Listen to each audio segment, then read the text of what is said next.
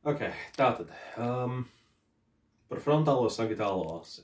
Abas iet horizontāli, bet viena no tām iet no priekšu, no aizmugures uz priekšu. Tātad tā būtu sagitālās, no aizmugures uz priekšu un priekšu aizmugures, kā tā labāk patīk.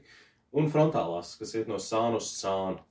Tātad, ja mēs runājam par to trešo piemēru, rokas māšanu, tad tā ir sagitālās. Ass iet šādi, horizontāli, tātad no priekšu uz aizmuguri.